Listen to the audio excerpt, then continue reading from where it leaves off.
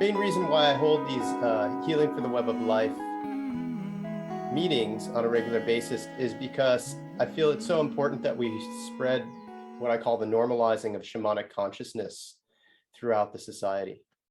What's so important is that oftentimes we perceive things and we understand, we have a spiritual understanding, a spiritual knowing of what is right alignment, what is right, how we can relate to the web of life and caretake the earth and nurture the earth. And yet there's no scientific proof yet, right?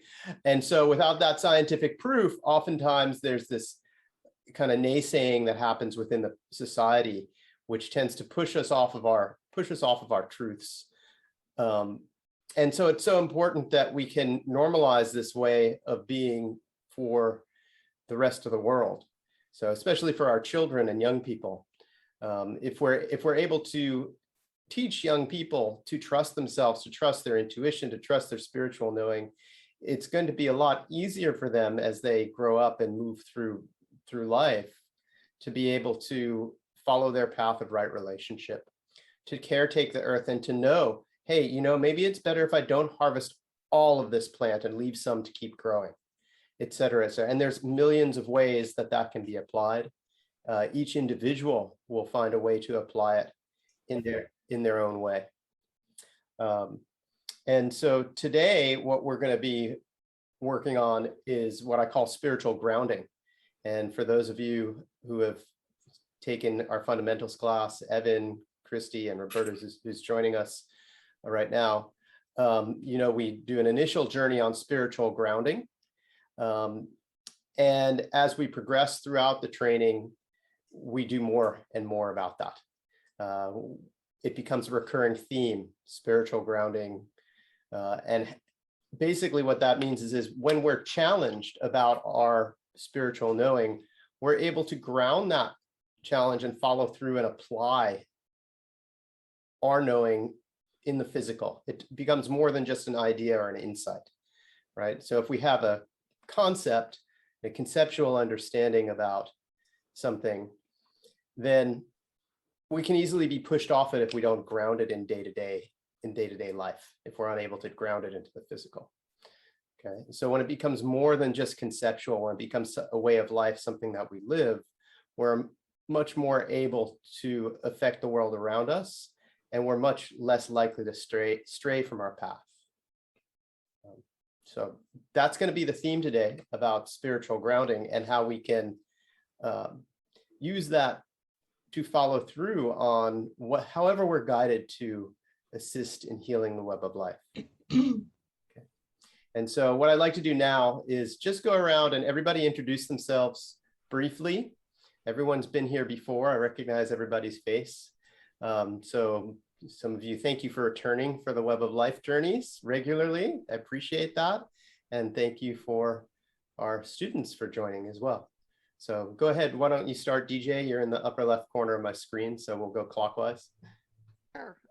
My name is DJ. I'm from Ontario, Canada. I live on the shores of Lake Huron. And that's about it.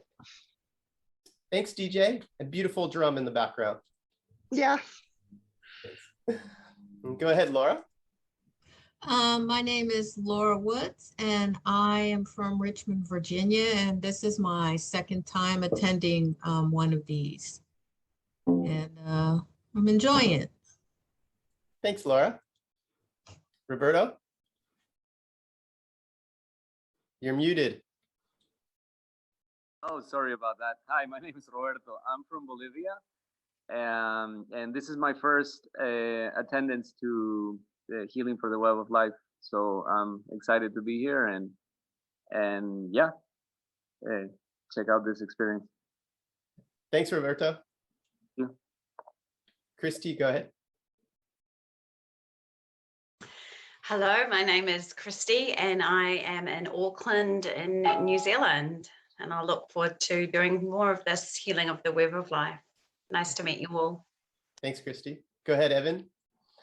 I'm Evan. I'm in Hawaii, on Oahu in Honolulu. I'm doing the fundamentals class with Scott right now, kind of on the self-paced.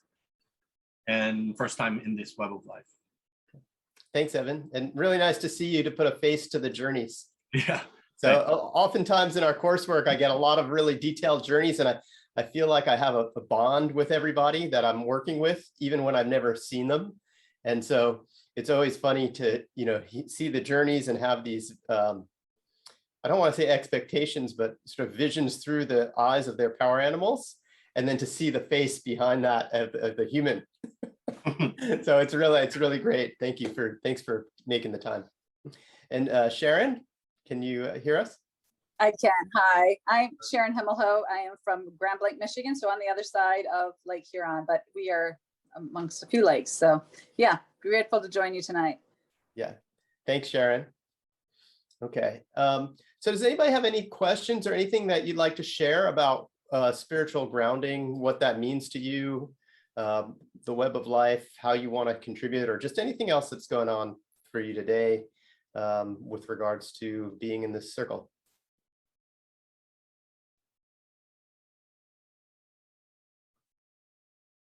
No? Okay. So, yeah, no, go ahead, Evan. No, I mean, I was just going to say that in your course, it's good because grounding is like the fundamental, like first thing to do. And in this type of work, as I've done, other courses or other work just kind of on my own, I tended to skip around and so on. So that's when you end up having trouble. Like just being able to ground and then going into the lower world versus staying into the middle world is so much easier to help discernation. Yes. Yeah, because I was getting tricked left and right otherwise. Yes, and it's should I say, it's so important because what happens if you look at the way the energy runs through the human body? Okay, it comes up the back, it comes up the spine. It's been called a lot of different things. Kundalini rising is probably the most well-known and famous way of talking about it. And the first place where it branches off is behind the navel in what's called the gate of life, or the Ming Mun point.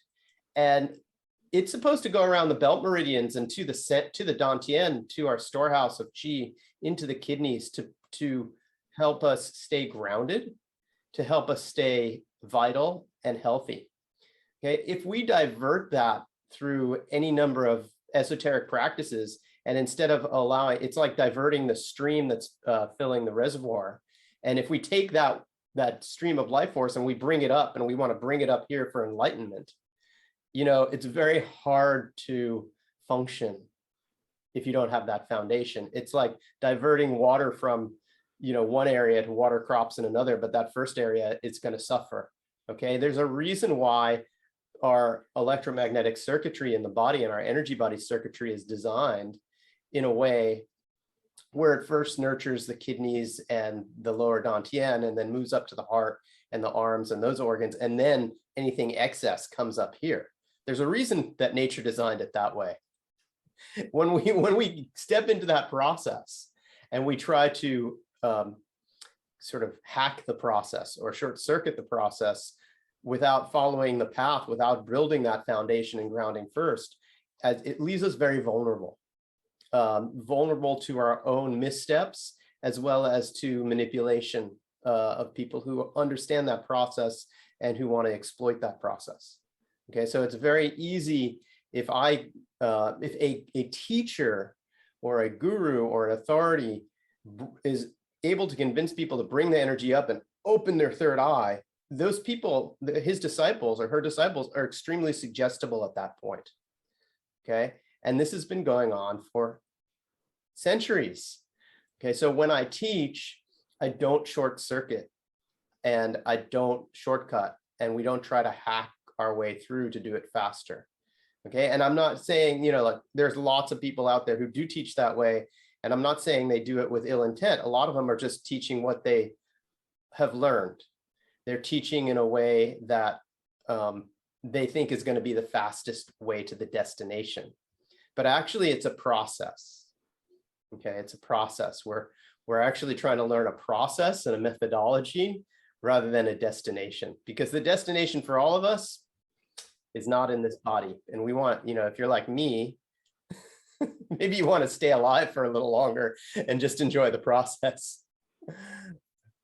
Okay. I also want to add, and then we'll we'll introduce Gillian and Rena. I also want to add that that grounding piece is so important because it allows us to check moment by moment, day by day, if what we do is effective, right? So if we do something in the spirit world, and then we see a change in the physical world or verification in the physical world, then we know that we're being effective. The flesh reality verifies what's happening in the spirit reality.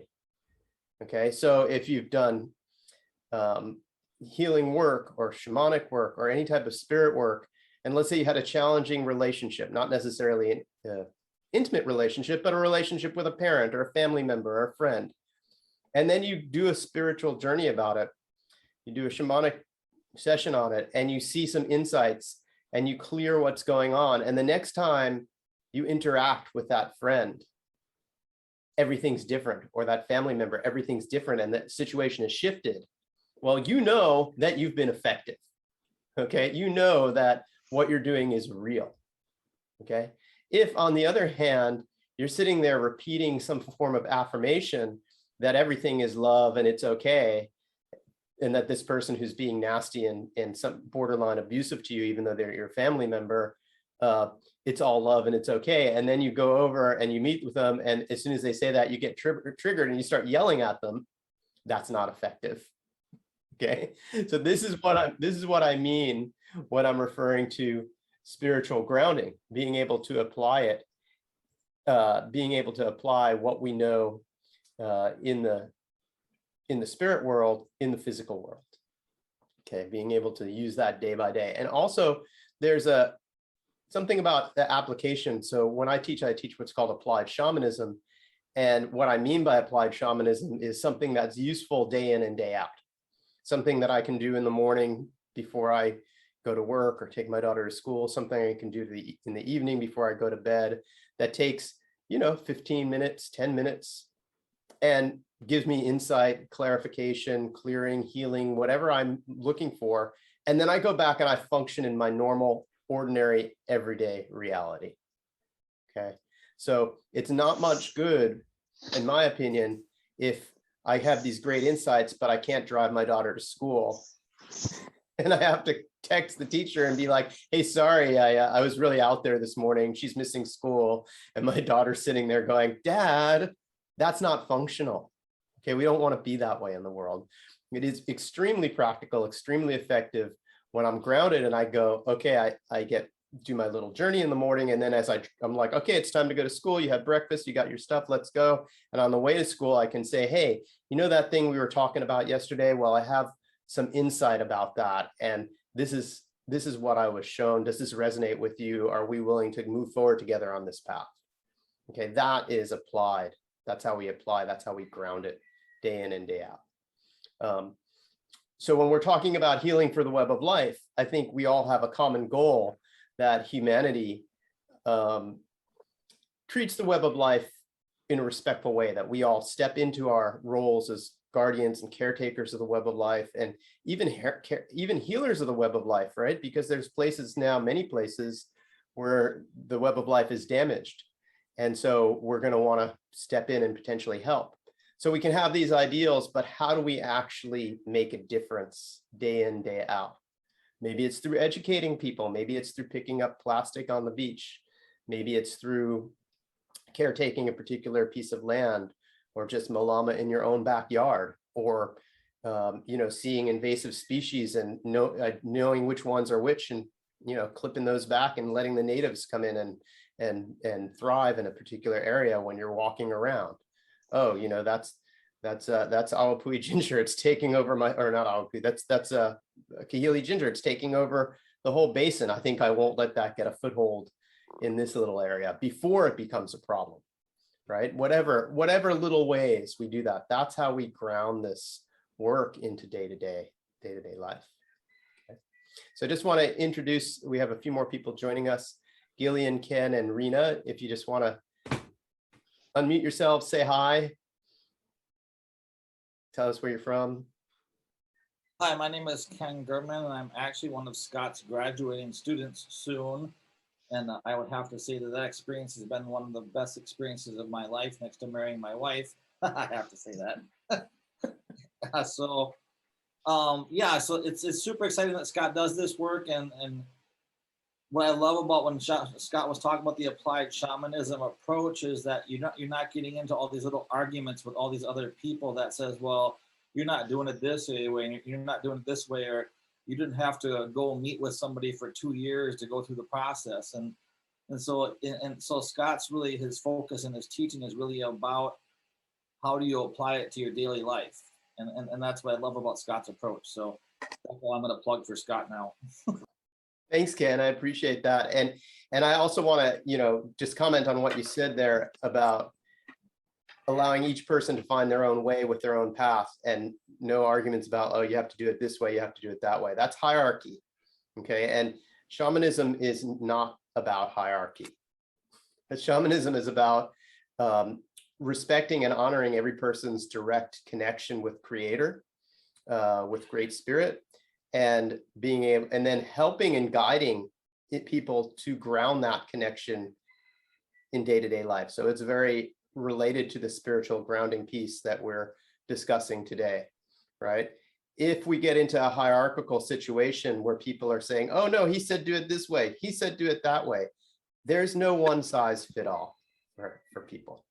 Okay, so it's very important we, from the first person who's ever, on day one, entering into coursework with me, to the people who have done hundreds of journeys with me over years, I respect everybody's individual connection to Creator and intuitive capacity as valid, okay, and equally valid, as well as unique, right? So the way Ken does his journeys is going to be very different than the way Christy does, or Roberto, or myself, or Evan, or Rena, or DJ, or Laura, or Sharon. Okay, we're all going to do our different, our journeys are all going to be different, but we're going to be working with the similar intent.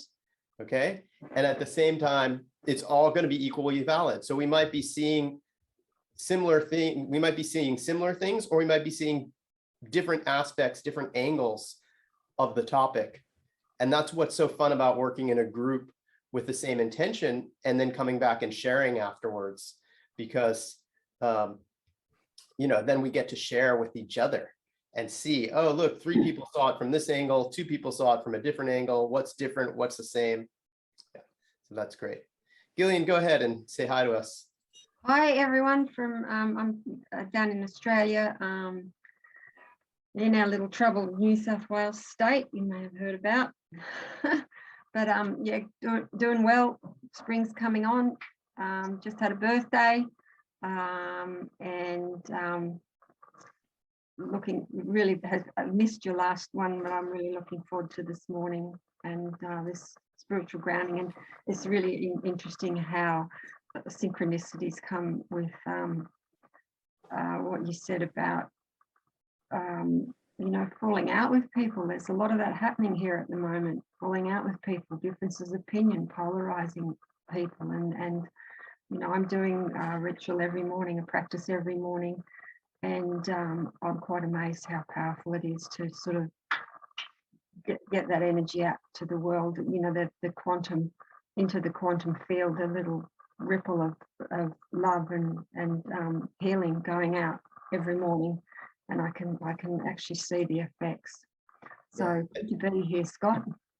Yeah, thanks, Gillian. And it's really important. We want, there's a lot of forces right now trying to pull us out of the light, to meet force on force, to meet darkness with darkness. And it's important we stay in the light. It's important that we, continue on our path. That's also part of our spiritual grounding. And how's the forest doing? Gillian's been working in an area that was ravaged by Australian wildfires a couple of years ago. So, and she's been active in rehabilitating the forest up there. So just checking in. Going well. There's a huge snow cover, And I have a hope that I'll be working with those pygmy possums again by October, which would be lovely, even in a different role of monitoring and you can still see it healing. There's a lot of forest birds in the towns. Yeah. Yeah, that's there's still, you can see that happening, and all good things. There's a movement in the national parks to share more and not going in your specific role. So that's a really nice thing that's happening, and helpful, I think, helpful teamwork. Yeah, thank you. Thanks, Gillian. And hi, Rena. Nice to see you. It's been a few minutes, huh? Yeah, I think this is my first Zoom in a number of months. So it's nice to see you. It feels like a good way to come. If I'm gonna go back into the Zoom land, let me do it with Scott and fellow shaman. Thanks. And how are you doing? And just introduce yourself to everybody. Yeah. So, hey, my name is Rena, and I'm in Scotts Valley, California. It's in the Santa Cruz Mountains, not far away from Santa Cruz. And I will say I'm a little squiggly and squeamish today because I had an experience yesterday with yellow jackets. Apparently I needed a little yellow jacket medicine. So I'm trying not to scratch myself to death, but it's flaring up in the moment. It was interesting. As soon as I got online, I was like, isn't that interesting? Why is it flaring up as soon as I get online? So yeah. So yeah, so I'm good. I'm happy to be here. I've really wanted to attend one, and it hasn't worked until now. So yay. Great. Thanks, Rena. Thanks for joining us. And I'll just share one more story. Yeah. And feel free to, scratch as you need. Okay. So I'll share one little story because you were mentioning about native forest birds. I was up in Kauai last weekend, the state park here on Kauai, and I was playing my flute in the woods, and a elapaio, which is a native Hawaiian bird, forest bird, a honeysucker bird. We were near an ohia forest, and I was playing my flute, and this elapaio comes down, and my daughter was with me. She's like, Dad, look, that bird's looking at you, and she likes your flute, and was coming over branch to branch, right? And so I walked over to it, and I was playing my flute, and it hopped over to a branch that was next to my head and like maybe 8 inches from my hands. And it sat there, and it was looking at my flute and thinking about hopping onto my flute to, he was just wondering, what is this sound, right? I was thinking about hopping onto my flute while I was playing. And then because my fingers were moving, thought it wasn't such a good idea, lifted up its tail in like some kind of gesture, chirped, flew up, lifted up its tail again, chirped, and then flew back off into the forest. So literally it just came right over to us to communicate, thanks for playing music or whatever, just to say hi, just to check it out. So that connection with the web of life, being in tune with the web of life and, open to receiving that is so important day in, day out. So I encourage everybody when you're out and about, whether you're in a town and the forest birds are coming in to visit you, or you're in a more rural area, or have a chance to walk around in more rural areas, to, really take the time to tune in. And even if you don't get a specific individual message from whatever you're encountering, to be open to that, to talk to the birds. Yeah. Okay. So now what we're going to do is we're going to do our journey. Okay. And I'm going to drum, and our journey will be to find out specifically how can our spiritual grounding, how can we enhance our spiritual grounding in relationship to healing and caretaking the web of life. So if we have the intent, and I'm assuming if everybody is here, we all have the shared intent to become a caretaker and healer of the web of life. Okay, so this is our intent. How can I enhance my spiritual grounding within that capacity? How can I step forward? And you can ask if there's any specific actions that you should take, either in the spirit world or the physical world, whether it's certain journeys or physical actions. You can also just ask for some general guidance, okay? And after the journey, we're all going to come back and we're going to share briefly about what we're shown. Okay, does anybody have any questions about the journey? You can journey to upper or lower world. You can work with, for those of you who work with more than just your power animal, you can work with your teacher in the upper world or your ancestors. Okay, if you're only working with your power animals, just work with your power animal. Okay, and I'll just ask everybody to mute themselves so we don't get any feedback during the drumming. And I am going to step off the screen, grab my drum, and start drumming.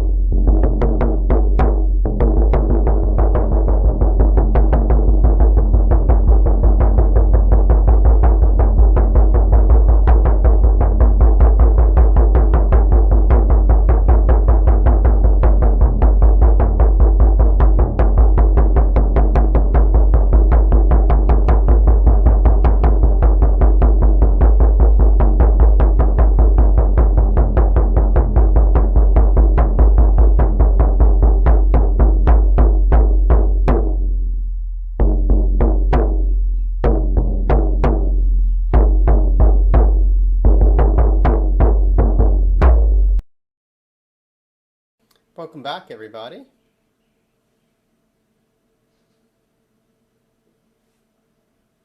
So while everyone is continuing their note-taking, if you're finished taking notes and would like to share, we're going to go around and share. So whoever would like to share first, just jump on in and go ahead. I can share. Thanks, Roberta.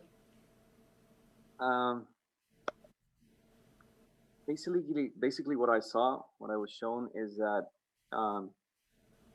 this starts with me, that I'm the origin point of this change, and that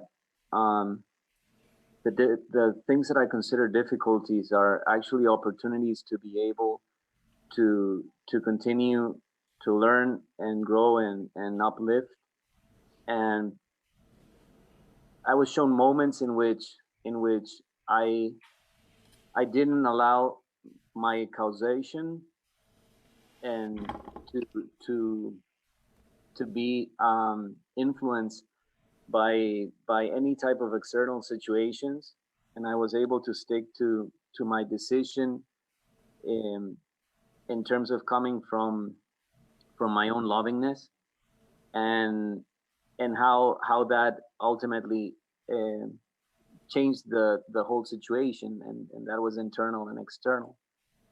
And also situations in which I didn't do that, and the outcome of both situations, and how from that origin point, it could be a very small thing,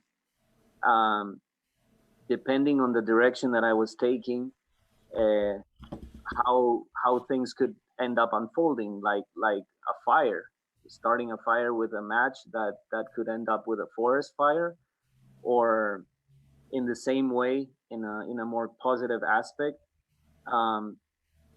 lighting up a match in a dark room, and how that brought light to the space. So yeah, the main takeaway that I've gotten from this is that obviously change starts from myself, and it starts from within, and it's the small things that ultimately end up creating the big changes. Yeah, excellent. Excellent. And it's important to understand that as we become aware, as we grow in our shamanic skill, in our shamanic experience, each little, what you were calling causation, right? When we follow our truth or not, each time we have that choice point, it builds up. So before we start on this path, we can, what I call, betray ourselves, not necessarily with impunity, but the consequences are smaller. Once we become aware of how we're betraying ourselves and the effects of that, even a little tiny, as you said, like striking one match, a little small action of betraying ourselves, the consequences amplify. And so that's part of walking this path. Once we are because the thing is, before we start walking the shamanic path, we don't necessarily know what our truth is. We think we might know, but sometimes we're not clear. Now, when you're on the shamanic path and you get this clarity of what your truth is, what our individual truth is, what our connection, what our guidance is, we don't have excuses anymore. Before, we had the excuse of I didn't know, right? Kind of like the kid who gets caught with his hand in the cookie jar. Oh, Mom, I didn't know. Dad, I didn't know I wasn't supposed to eat all those chocolate chip cookies. Right. Well, now you know. Don't do it again. Okay, so that's kind of how it happens. It happens for us as well. Now we know that we're supposed to ground and be true to ourselves, and we know what that truth is. We know what our path of right relationship is. So it becomes increasingly important the more we clarify what our path of right relationship is. Every time we're left with a choice point that we follow and are true to ourselves, we keep our truth. We don't always have to speak our truth, but we have to keep our truth, right? Because sometimes, speaking our truth isn't the best thing. Sometimes people can't hear it, right? But keeping our truth is always important. So we know what our truth is and we act accordingly. We don't always have to advertise it to the world, but we definitely need to keep our truth. Yeah, I agree. Yeah, thanks. It's really insightful. Thanks, Roberta. Thank you. Thanks. Can I go next? Yeah, please go ahead, Kelly. Everything that Roberto said and you said is just so appropriate to what I've just sort of the remembering to be true to yourself. So in my journey, I saw a medicine wheel, and in my training, we sort of trained to operate from the center of the wheel. Speaking the truth, it gets you into trouble at the moment. So I sadly, you know, it's almost, I think there's been an end to a 50-year friendship with me, and that was through not operating in my true space, you know. So operating in like the I don't want to give it a level, but the way that I'm trained to do, and working with the light and the shamanic breath, and working in the field and working in the web of our shamanic family all around the world by connecting in.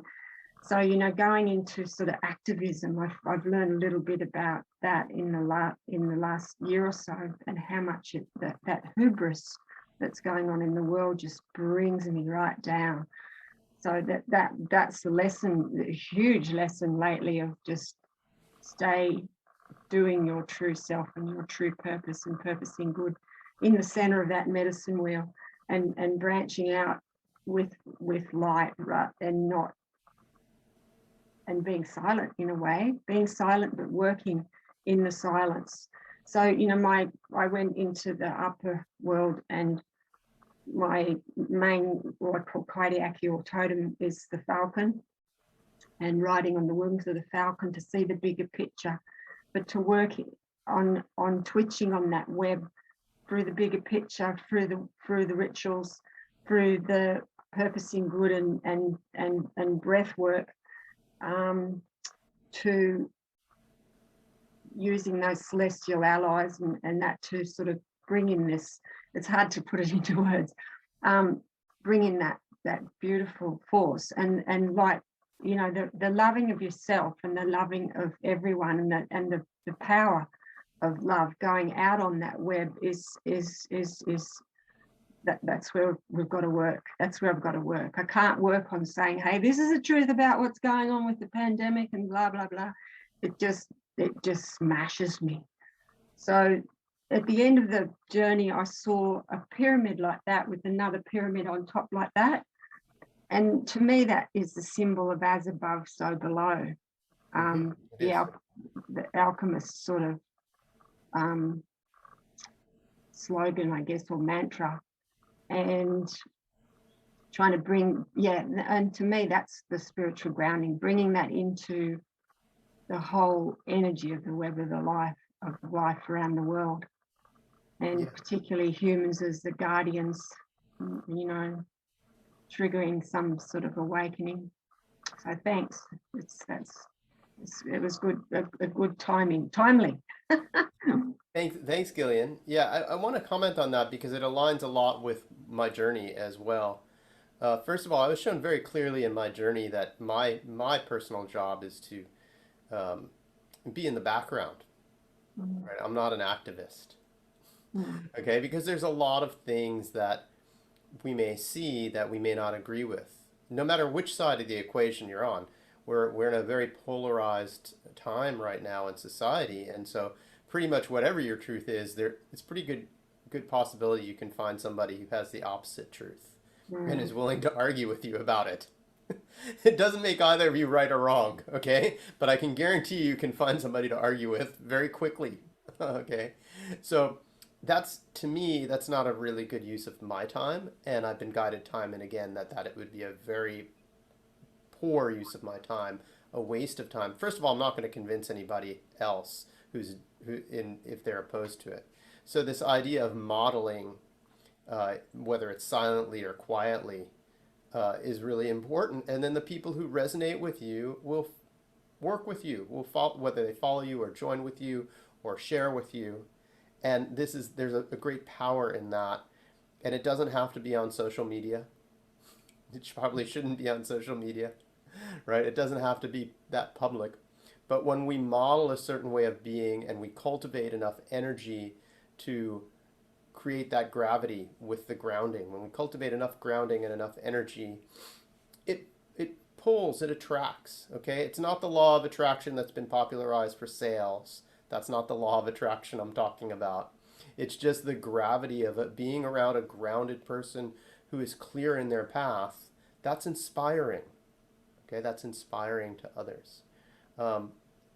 When we talk about what's happening, globally and how we contribute to that, so I was just shown very clearly that my role is to unite my ancestors with the web of life and to channel the web of life into physical reality, the messages from the web of life into physical reality in whatever way that comes through in the moment, whether it's on a Zoom call or through writing blog posts or just talking to people or simply by modeling that. And that will evolve over time. Okay, today it might be this, the next day it might be something else, and to just trust that guidance. And for me, I think Christy's been in our ancestor training. At the culmination of that training, we align all our blood family ancestors, all our bloodlines, with the spirits of the land, not just the spirits of the land where we live, but the spirits of the land of Gaia herself, of the whole planet, of the web of life. And through that alignment, something really amazing happens. It's just, I can't even articulate it, right? It's not something I can put in words, but there is just this alignment where we've cleared out all our bloodlines, we've worked on a lot of ancestral stuff, a lot of combat within our bloodline. A lot of us have mixed heritage, right? So we have combat within our bloodlines. We have bloodlines that don't like each other, and we have to work that out. Right. So once that's all worked out, and then we get into the larger and larger community, eventually our bloodlines as connected with the spirit of the web of life itself, with the web of life itself, then we're allowed to walk through without these inner conflicts. And we can bring that forward in a really strong way in present time. Okay. And what you were talking about, as above, so below, that comes from one of the Gnostic teachings, the mystery schools that happened, about 2,500 years ago, was around the time when they were thriving, before they began to be wiped out, okay?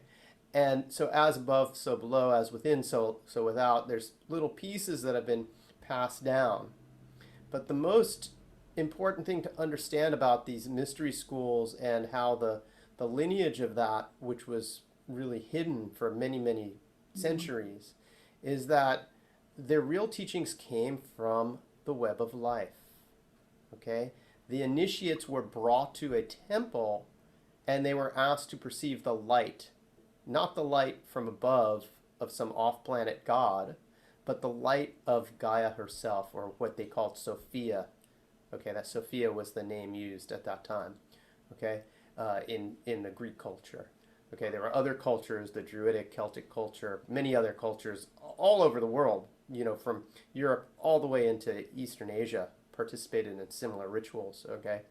But the point is that initiates were brought to perceive the light from the earth, from the consciousness of the earth, from the consciousness of Gaia, what we would call the web of life, what Native Americans might call the spirit that moves through all things, okay, what Andeans might call Pachamama. Okay, it's the same concept. Okay, so when we talk about healing the web of life and opening up our perception and spiritual grounding, it's important, where are we getting our guidance from? Okay, this is why when we're in the fundamentals training, I emphasize upper and lower world, no middle world journeying yet. Okay, we have to get that. Yeah, Evan's shaking his head. Yeah, we have to have that grounding in being able to discern what is truth and what is falsehood or what is, masquerading at truth is truth for a certain reason. Okay, so when we're connecting directly to the spirit of the web of life, or to Gaia, Pachamama, whatever you want to call it, we know we're getting a truth. Okay, there's not, that's the truth. Okay, if we're connecting with, some extraterrestrial life form, it's a different truth. Okay, but it might not be a truth that's in alignment for the betterment of our planet. Okay, and I really, my hope is that a lot of people who are channeling those things get to see that idea that, channeling extraterrestrial life doesn't mean it's necessarily good for us. Okay, but when we work with the web of life, hey, we're born of the web of life. We're here to caretake and serve the web of life as part of the web of life. Okay, obviously, the more that we can open up that channel and be a pure channel for that, then the better we can serve our purpose as caretakers and guardians of the web of life. And so that was really what my journey was about. I wasn't planning on sharing my journey to the end, but it fits so well with what you both were sharing. I want to share it right now. Yeah, thank you. Thanks, Scott. I just wanted to add that one of the things I also was really prominent in that was patience. Patience. And when I talk about my celestial allies, it's the planets. Mm-hmm. Yeah. Yeah, and that's different. When you have the clarity, when we go in the upper world, that doesn't mean that we're channeling extraterrestrials. Okay, I'm not talking about that. I'm talking about someone who's it gives them the name, and it's a off-planet entity type thing that is, yeah, sure, it gives power, but it's not necessarily the right kind of power. So not necessarily the wrong kind either, but some of them are. Yeah. Thanks, Gillian. Okay, who'd like to share next? I Go can. ahead. Yeah, go ahead. Okay. I went to the lower world first, and in the first piece of information that I can remember, I've already lost something, so I was kind of pausing. But anyway, it was just really diet, and they regularly, and I think it's all personal, but anyway, recommended that I eat more celery and just celery in general, and could add some mushrooms. So that is neither here nor there, but it's just like the food that you eat makes a difference in grounding. And the final thing that my power animal suggested to me was that I surrounded myself with the color tangerine. So, and I think the color would vary based on the person, but that was the color that was recommended to me. I went to the upper world as well to get information from both sources is what I was thinking.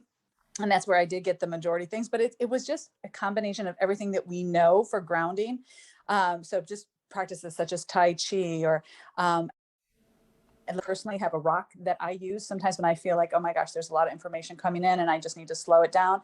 But just rocks ground me, meditative practices, anything that has to do with breathing techniques to relax you. I got the same thing as Gillian as far as much less talking, listen much more for right now.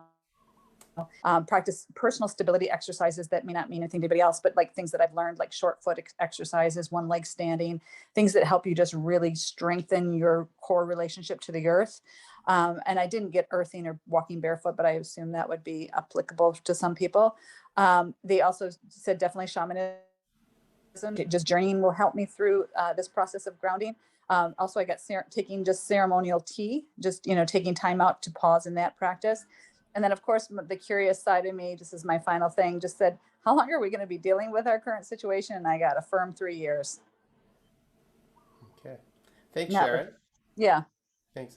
Yeah, and what you're talking about, that with a personal grounding, okay, that's really important too. So one of the things that I didn't share that came up in my journey was that, I do a lot of development of my coursework as well.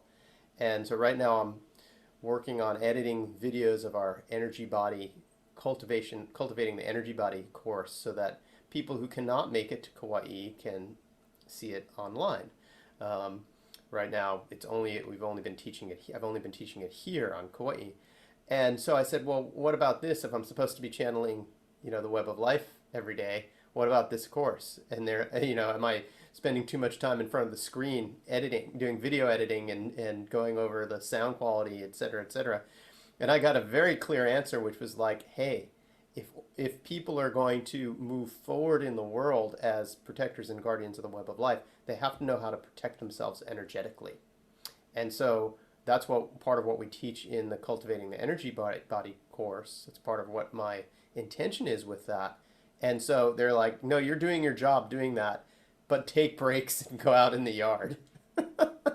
Right? Take breaks and go to the trees. So when you're talking about, whether it's doing balance exercises or Tai Chi or any type of self-protection, energy body clearing, that's for yourself, and even diet, learning how and protect using the color tangerine to protect your energy field, whatever works for each individual. Protecting the integrity of our energetic body is so important, okay, because that is an integral part of the grounding. I don't want to get too far into it, except to say that the flow of the macrocosmic orbit as it brings the energy in from Creator through us into the earth, that's part of the spiritual grounding path, that recirculates and creates and actually feeds the flow through our auric field, okay, that our energy body is fed by that flow. And so when we learn how to circulate and cultivate that, that adds not only a greater level of being able to connect, but it also adds a lot more protection to our field. So we connect, ground, and protect the integrity of our field. Roberto, you're going to be here in October. You'll get to see it firsthand. Rena's been here for that class. Everybody else, hopefully, we'll get it up and running online soon for you guys who can't fly, especially if you're stuck in Planet New Zealand. Spaceship New Zealand, is that what we should call it now?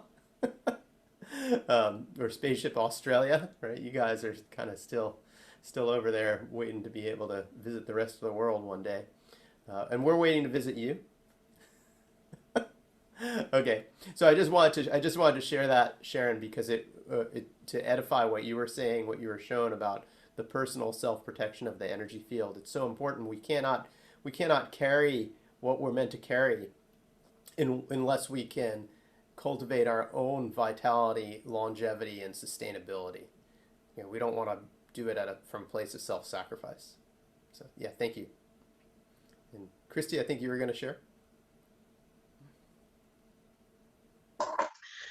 Yeah, so I had an interesting journey. I actually went down to the lower world, and actually my spirit animal didn't meet me. It was actually this big, fierce, ferocious tiger came to greet me, and I was like, am I in the lower world? And he's like, yes, get on my back. So he took me on his back into the jungle, really deep into this really dark, dense jungle, to these beautiful trees. They're like ancient trees, massive root systems going down.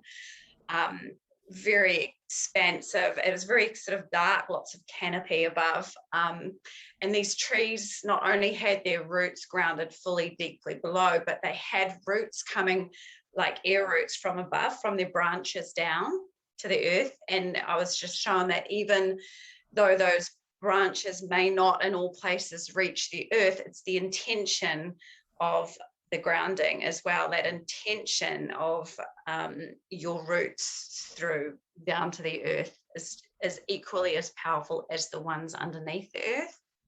And then I was shown some of the tribes people sitting in the tree branches, just touching the tree and sitting with their ear to the tree. And I was just shown, like, it was a very personal journey about spending more time. Like I then saw pictures of some trees that I've come across recently that I need to spend more time listening to the wisdom of these ancient trees, because that's going to help as well. So that was really shown to me. And then we raced into the city, and it was like everything was grey, and there was all of this noise and grayness. And then we were at my house, and my house and my yard was the only thing that was shown in color and light.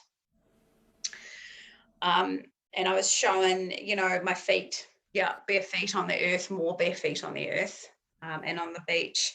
And that the more work that I do, what's happening is that light is permeating out through my neighborhood and reaching out and creating more light through the web. And then the tiger just stood on my property, and he just roared this massive, ferocious, loud roar. And he said, you need to use your voice more. you need to show up now, you need to teach, you need to speak what you now know, share that wisdom. And then I was showing people sitting in circle on my lawn and teaching that way on the earth. So I was shown there was a lot. So I was shown as well, just teaching by the way that I recycle things, the way that I do things to honor nature as well. Yeah. And then I was shown again the totem pole, which keeps coming into many of my journeys again, and standing, on the earth and being that totem pole, because it is that connection to the earth and the connection to above, allowing that channel of light to come down through and permeate out. And then we just went on this massive journey around the globe, spinning all of these webs of light, doing some, weaving and healing in of all of these webs of light to amplify the light at the moment on the earth. And that was my journey. Beautiful. Thanks, Christy. And yeah, the ancient trees have a lot of wisdom to share. So I encourage everybody in their own way to tune in, tap in that way, to the big and the small, right? The mice and the moths and the insects also have a lot to share. The micro parts of life that we often don't notice. When we were up over the weekend, last weekend in Kauai in the state park, I looked at my daughter and I said, "Oh, what are you doing?" And she was looking, she's like, "I'm just looking at this patch of moss." And she was tuned into this patch of earth that was maybe 3 inches by 3 inches wide, right? So tiny little patch. And she was gently with her fingers exploring down what lives in the moss, on the moss covered forest floor. And she's like, "Dad, look at that bug and how it walks over the moss." And of course, I needed to get my reading glasses to see what she was looking at, right? Hold on a second. Let me get down there. I can't see it. Okay, but she could see it. She's like, "Just imagine if like the moss was as tall as redwood trees. That's kind of what this bug's experience is in life," right? So just that type of connection with understanding that things live their own way, right? That bug lives its own way. It's a very different way than you and I live, right? The elopaio that visited me lives a very different way, right? Just hangs out in a tree with a few sticks around and flies around and sucks some nectar, and that's it. Very small impact on the web.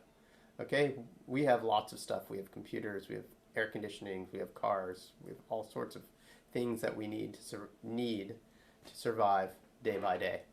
Okay, so that's really, really important, what you're saying about tuning in with it, whether it's the ancient trees or just the little micro environments around us. Everything can be a teacher in that way. So thank you, Christy. Okay, who else would like to share?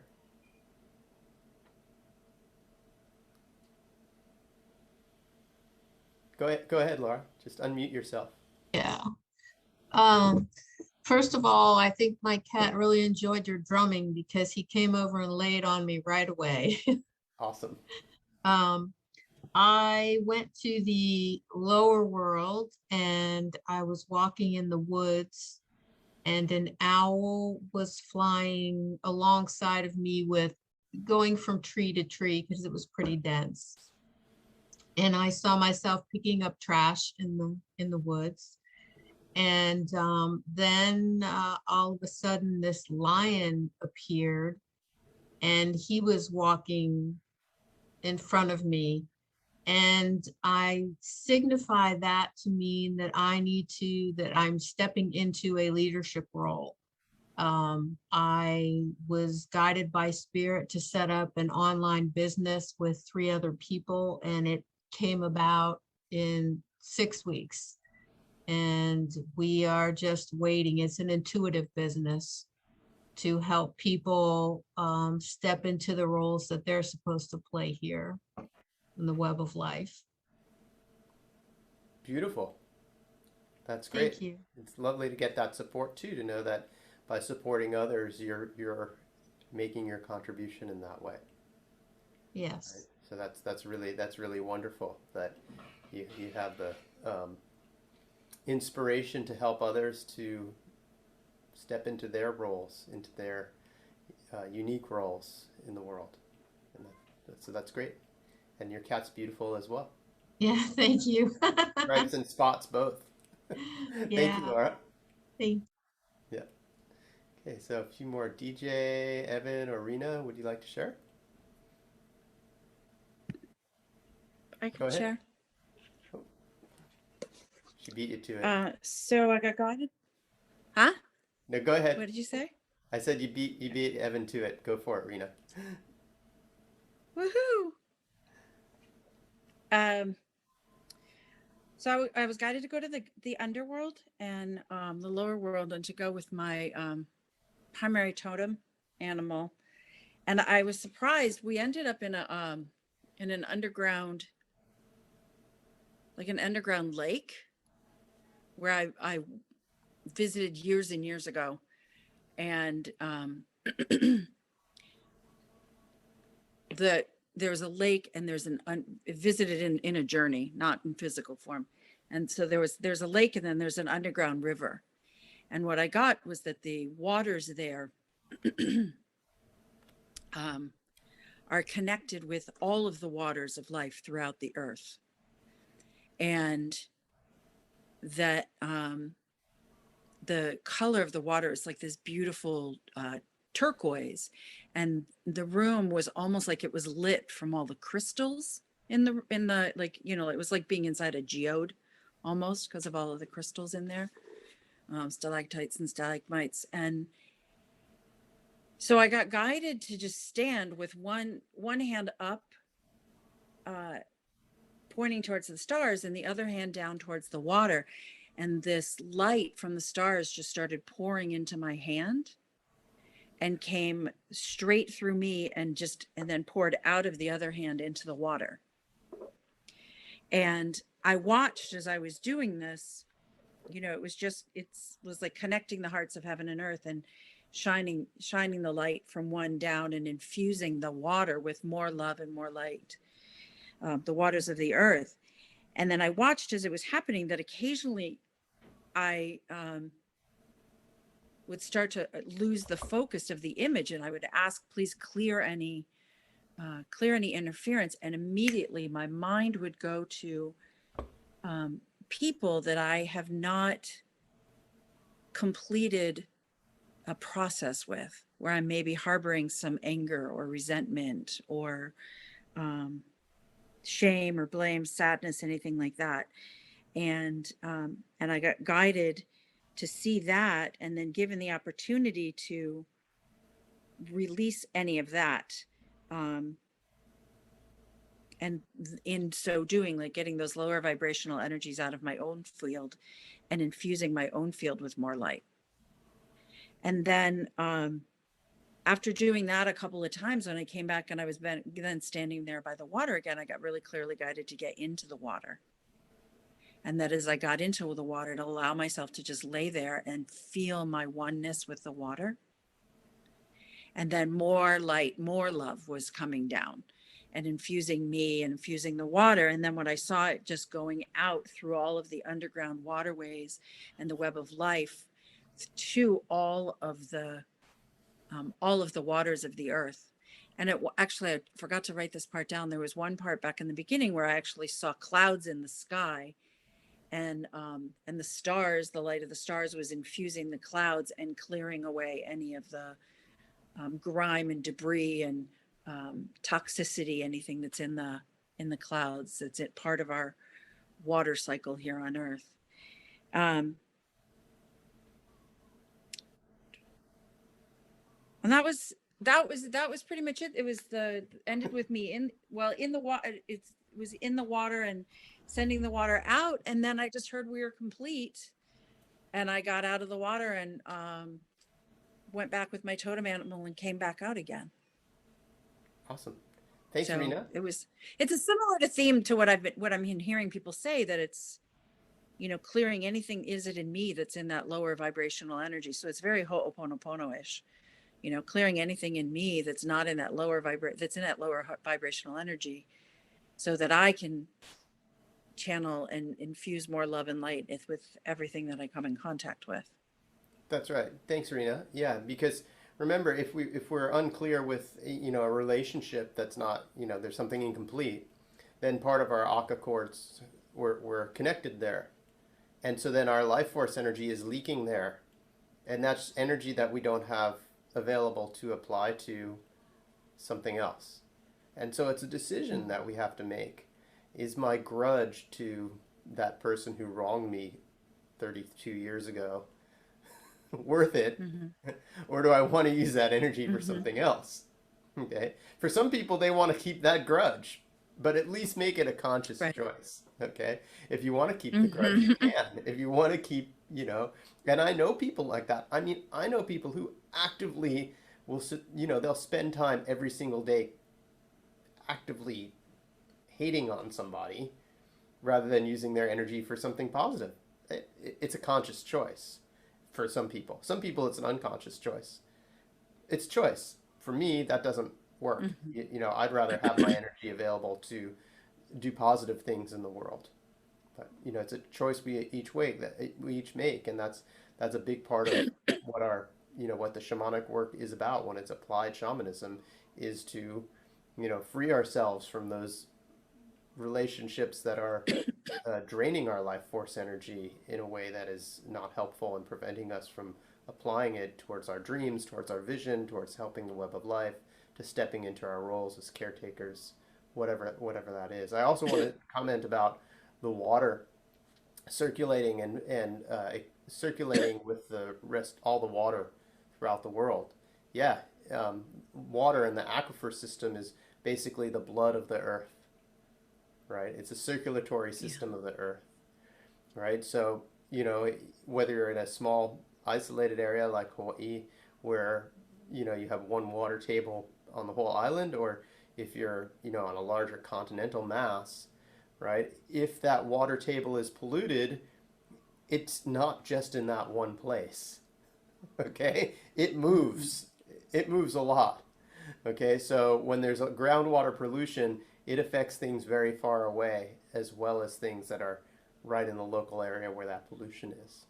And so, that's a huge part of rejuvenating the web of life, is cleansing that water table, cleansing the blood. Otherwise, we end up with, the earth having a toxic blood condition, which isn't very good for, certainly not good for humans, probably not good for the web of life either. Right. Yeah. Thanks, Rena. Yeah, when you said that the song, so little bits come back to me that when I first got down there and I was just standing next to the river, I heard the song that says, earth my body, water my blood, air my breath, and fire my spirit. Do you know that, the chant? Yeah, I've heard that song. Yeah, I've heard that. Yeah, so that chant, it came to mind as soon as I first got down there, and it was also emphasizing the oneness with the web, with all that is. Yeah, thanks. Thank you, Rena. Evan or DJ, would you like to share? Yeah, go ahead. Just unmute yourself. There you Okay. go. Is it okay? Okay. So I went down to the lower world, and my normal path and so on. I was met there by spirit animals, being wolves, kind of these big, kind of grayish, whitish wolves. They kind of surround me almost, and then leave me there almost. But they feel like a dog, almost. They kind of friendly and so on. Then I tend to have this black jaguar that kind of scopes me out all the time, but they just kind of stay to the side. And then they take me into almost what looks like, and this is kind of common on the journeys that I do. There's looks like Aztec kind of stairs where it goes up, and then someone's sitting at the top in a concrete, and not concrete, but stone kind of thrown in indigenous looking garb. And that's who I kind of tend to talk to down there.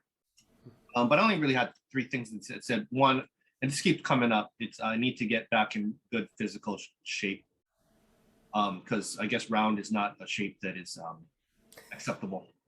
I need to get in better physical shape. So that's one. And then it was just keep doing classes and work on my journeys and so on. And then the other one, I've been looking at this, it's kind of this machine, it's called a biocharger. And I'm debating on it because it's expensive, but it was let's just buy it. So I might just buy it. Let's see. What is a biocharger? What is So I don't know if you ever heard of PEMF. It's like pulse EMF. They're like it's easier if I send you the info. I think it's using magnetic energy as well as like light energy and radio waves and so on to kind of basically heal your body up when I don't know, my explanation is probably not the best, but technology has been kind of around for a long time, but they've brought it up to speed. They use it a lot for muscle recovery, healing. Could be like Lyme disease, could be like meditation and so on. Yeah. Okay, yeah, send it to me. I'll be interested to see what it is since it came up in your journey. Okay, I'll send it to you. Okay. Thanks, Evan. DJ, what do you like to share with us?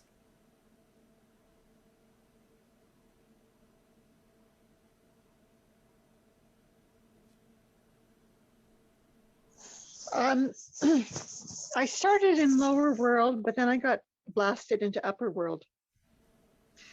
And the ancestors were dancing and they invited me into the dance. But they kept going faster and faster and I couldn't keep up.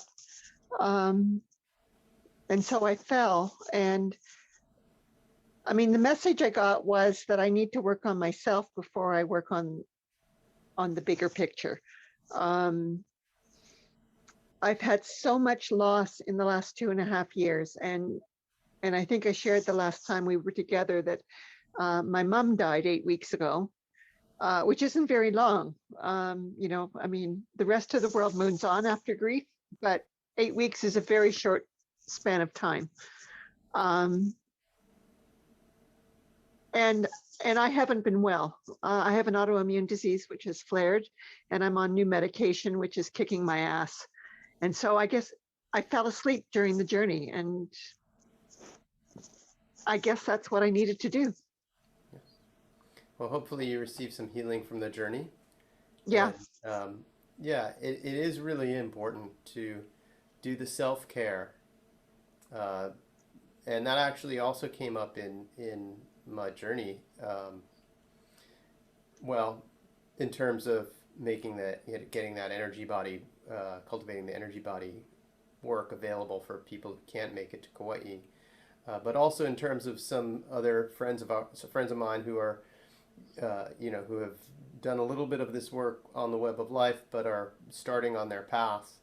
And I was just shown that actually, and they're not with us today. They were, joined previous classes, and I was shown that, oh, well, they need to be working on themselves and strengthening themselves before they can be working on the bigger picture, as you said. So we do need to do that. We do need to make sure that we're strong enough as channels, as vessels, as conduits, and maintain that strength and vitality before we take on these larger tasks at hand. So you are always welcome to still participate. Thank you. Even if it's just to sit and drum. And I'll put this out there for everybody as well. While we're doing these Web of Life journeys, if you want to tune in, and when we get to the actual journey, just say, hey, I know the journey topic is this, but right now I just need to do a journey for personal healing so that in the future I can better serve as a caretaker of the Web of Life. By all means, please feel free to do that. Okay, that's valid. Okay, that's very valid to say, hey, my intention is to help care for the Web of Life, but right now I feel like I need a little healing in order to do that. And Rena, she modeled that, right? In her journey, she was shown something, and then they said, but first we're gonna take care of this old stuff that you don't need anymore, right? So that was very clear in her journey. Okay, and I think several people have had that, feedback of, self-care. Everyone was like, okay, get some self-care going on. Okay, and now you're sharing that as well, DJ. So, and oftentimes when we fall asleep in journeys, we might be receiving some healing that we can't consciously process through our conscious mind. So we just fall asleep. And You can follow that up on your own time with a journey of self-healing and just say, hey, you know, I need some healing from this situation. You're on medication. You suffered a lot of loss and grief. You know, go journey to upper or lower world, to your helpers, and ask to have a little bit of healing and a little bit of relief from the situation and guidance about what that is. Because, you know, you have your intent. You want to do something positive with your intent. But you have to be able to, you have to actually be able to do it first. You have to be able to take care of yourself first. So that's really important, you know, that's really important. And I really support that, because martyrdom, it doesn't work out in the end. Martyrdom doesn't work out for people in the end. Okay, it's a great way to debilitate the people that want to do good. Okay, and we've all seen it. It actually was one of the inspirations that got me to start teaching was I saw all these wonderful practitioners and therapists, massage therapists, Reiki practitioners, kinesiologists, even naturopaths, medical doctors, and they're all hurting themselves to the point of being burnt out, right? And they're so burnt out that, yep, they're going by sheer will, but man, they're not really able to do it. And therefore the quality of what they're offering decreases, because who can actually, you know, if you're exhausted, your best, yeah, they're doing their best. Each individual is doing their best. But I know for me, if I'm exhausted and depleted, my best is not nearly as good as when I'm feeling empowered and well rested and grounded and healthy. Okay, so we have that responsibility to not just ourselves, but to those whom we serve, to care for ourselves. Okay, and that's really, really important. Okay, because in our society, and I know we come from all over the world here. Okay, we have 3 different continents on this call right now, 4 if you count Oceania. Okay, and but we share this common thing, this common belief or agreement about self-care being somehow bad or an abdication of our responsibility to the group when we care for ourselves. But that's actually not true. Okay, that's not true at all. We need to care for ourselves in order to care for the group, for the collective. We cannot well care for the collective unless we care for ourselves. Okay, so I encourage everybody to really embrace that in your own life. Okay, care for yourself, and then trust that your intent to contribute to the lives of others in a positive way and contribute to the web of life will be better served from a place of strength and a place of extra energy. So, okay, thank you all very much. And I look forward to seeing you next time or in the next class, whether it's those of you who are actively enrolled in class. I'll see you guys tomorrow. Yes, Christy and Roberto, will see you tomorrow. And for those of you who want to join, we have a live online Fundamentals of Shamanism class is starting on September 13th in Hawaii time, at noon Hawaii time. You can find the information on that on the website. Evan, maybe we'll see you there. Maybe we'll see how your schedule works out. You're welcome to drop in and out as your timing works. I appreciate it. Thanks. Yeah. Thanks, everybody. Thanks, Thank Scott. you. Awesome to be here. Thank Great you. to see everybody. Have a great day. Good night. Good night. Good day.